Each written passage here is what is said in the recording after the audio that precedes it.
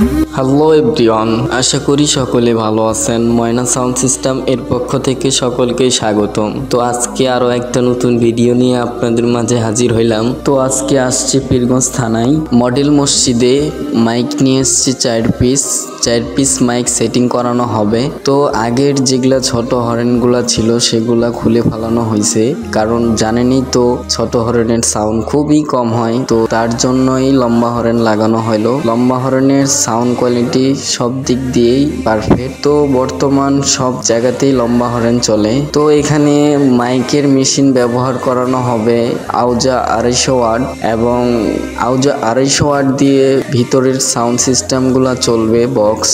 আমাদের এখানে মসজিদের যাবতীয় মালামাল মাইক সেট পাওয়া যায় এবং সাউন্ড সিস্টেম ভাড়া দেওয়া হয় এবং পুরাতন মাইক সার্ভিস মেরামত করানো হয় এবং সেকেন্ড হ্যান্ড ও নতুন মাল বিক্রয় করা হয়। তো যাদের যাদের প্রয়োজন স্ক্রিনে দেওয়া নাম্বারে যোগাযোগ করবেন। যার কাছে বাপ আর মা আছে সে ইলন মাস্কের চেয়েও পয়সাওয়ালা, সে বিল গেটসের চেয়েও পয়সাওয়ালা, তার মতো ধনী আর পৃথিবীতে নাই। ঠিক কিনা কথা বলেন? কেন? কারণ বাপ মা যখন বেঁচে আছে তার ঘরে 2 জন ওলি আছে, তার ঘরে আল্লাহর কাবা ঘর আছে। তাদের দিকে তাকাইলেই হজের সওয়াব, তাকাইলেই হজের সওয়াব। তুমি অষ্টগ্রামের সব মানুষের দিকে তাকিয়ে থাকো, যদি চেহারা তোমার আব্বার আম্মারটা না হয় তুমি হজের সওয়াব পাবা না। ওই মায়ের চেহারাটাই লাগবে, ওই বাবার চেহারাটাই লাগবে।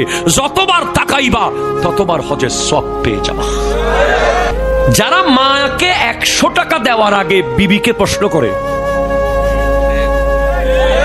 মায়ের হাতে 100 টাকা দেওয়ার আগে বিবির কাছে দরখাস্ত লেখে, মাননীয় বিবি,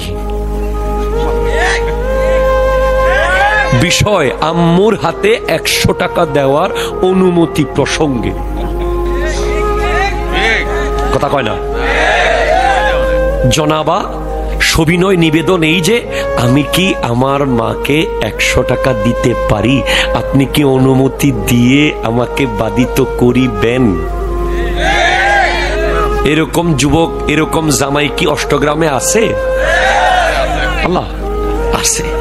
আচ্ছা, আসুক আসুক, তাহলে আসুক, আসেন। 100 টাকা মায়ের হাতে দেওয়ার আগে 500 টাকা বাবা